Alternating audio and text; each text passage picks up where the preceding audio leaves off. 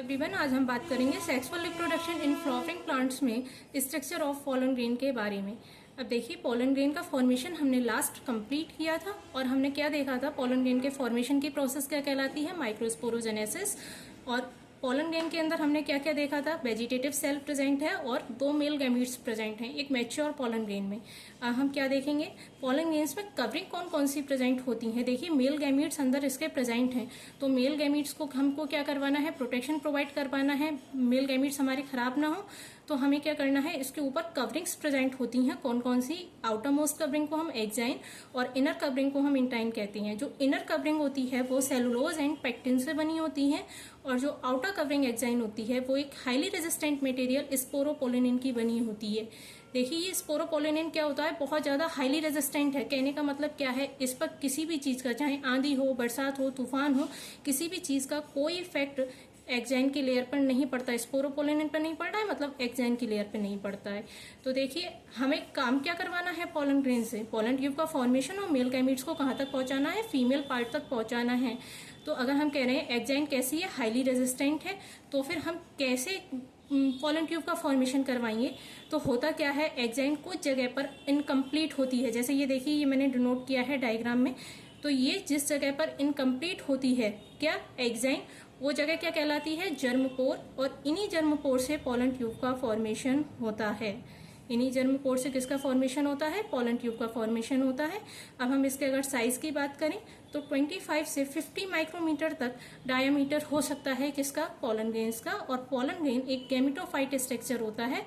Gametophyte structure से क्या मतलब है कि इसके अंदर क्या प्रेजेंट होते हैं, गैमीट्स प्रेजेंट होते हैं, जो किस फॉर्म में, हैप्लॉइड फॉर्म में है। इस वजह से हम पोलन ग्रेन को गैमेटोफाइट स्ट्रक्चर बोल सकते हैं। नेक्स्ट हम बात कर रहे हैं किसकी, पोलन एलर्जी की। देखिए, पोलन एलर्जी क्या होती है, पोलन ग्रेन्स की कुछ स्पीसीज जो होती हैं वो हाईली एलर्जिक होती हैं। Some species of pollen grains are highly allergic. Pollen grains की कुछ स्पीसीज क्या होती हैं, हाईली एलर्जिक होती हैं। इस वजह से पोलन ग्रेन्स क्या पैदा कर सकते हैं, क्या कॉज कर सकते हैं, पोलन एलर्जी। और ये कौन सी बीमारी पैदा कर सकते हैं भाई, रेस्पिरेटरी डिसऑर्डर।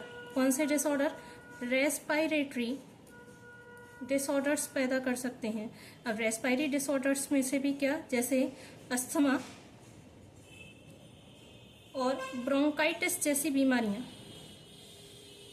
पोलन ग्रेन्स की वजह से हो सकती हैं। जैसे अगर हम एग्जाम्पल्स की बात करें तो पार्थेनियम के जो पोलन ग्रेन होते हैं वो क्या कॉज कर सकते हैं, ईचिंग पैदा कर सकते हैं, अस्थमा जैसी बीमारियां कर सकते हैं। और इसका कॉमन नेम क्या होता है, कैरेट ग्रास। बाकी हम देखें तो चीनोपोडियम, इसके भी पोलन ग्रेन्स क्या होते हैं, एलर्जिक होते हैं। अब नेक्स्ट हम बात करते हैं पोलन प्रोडक्ट के बारे में। अब पोलन प्रोडक्ट क्या होते हैं,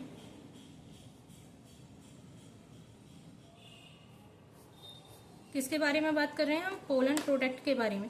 तो देखिए, कुछ स्पीसीज के पोलन ग्रेन्स रिच होते हैं न्यूट्रिएंट्स में। कुछ स्पीसीज के पोलन ग्रेन्स किस में रिच होते हैं, न्यूट्रिएंट्स में रिच होते हैं। और न्यूट्रिएंट्स में रिच होने की वजह से इन पोलन ग्रेन्स का इस्तेमाल एथलीट्स कर सकते हैं, या फिर रेस हॉर्सेस, जो हॉर्स की रेस होती है, वो लोग भी इन पोलन प्रोडक्ट का यूज कर सकते हैं। बाकी एथलीट इन न्यूट्रिएंट्स का, इन पोलन ग्रेन्स का इस्तेमाल कर सकते हैं अपनी क्या दिखाने में, अपनी परफॉर्मेंस को अच्छा करने में। और पोलन प्रोडक्ट जो हैं वो टैबलेट्स के रूप में बाजार में अवेलेबल होते हैं। Pollen product in the form of tablet, in the form of tablets and syrup are available in markets। तो जो पोलन प्रोडक्ट्स होते हैं वो मार्केट्स में टैबलेट्स के रूप में या सिरप के रूप में भी हमको मिल सकते हैं। नेक्स्ट हम पढ़ेंगे पोलन बाइबिलिटी के बारे में। तो देखिए पोलन बाइबिलिटी से क्या मतलब है। नेक्स्ट हम बात कर रहे हैं पोलन वाइबिलिटी के बारे में। तो पोलन वाइबिलिटी का मतलब क्या होता है? देखिए, पोलन वाइबिलिटी का मतलब क्या है? वो पीरियड जिसमें पोलन ग्रेन के पास किसकी एनर्जी रहती है?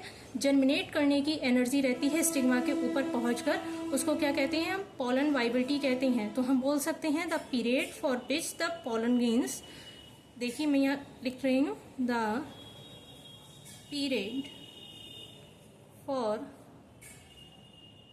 Which the pollen grain retain the ability to germinate।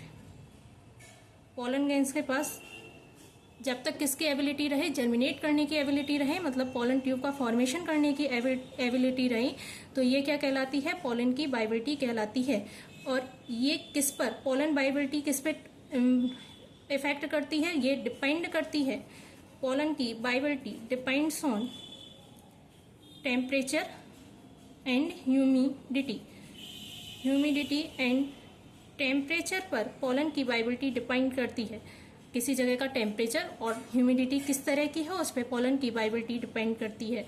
अब जैसे देखिए, एनसीईआरटी ने बता रखा है कि राइस और वीट की पोलन वाइबिलिटी कितनी होती है? 30 मिनट्स की होती है। वहीं हम बात कर रहे हैं family Leguminosae, family Rosaceae and family Solanaceae. इनकी पोलन वाइबिलिटी सेवरल मंथ्स तक की हो सकती है। तो पोलन वाइबिलिटी किस पे डिपेंड कर रही है भैया? ह्यूमिडिटी एंड टेम्परेचर पर। और पोलन वाइबिलिटी का मतलब क्या है?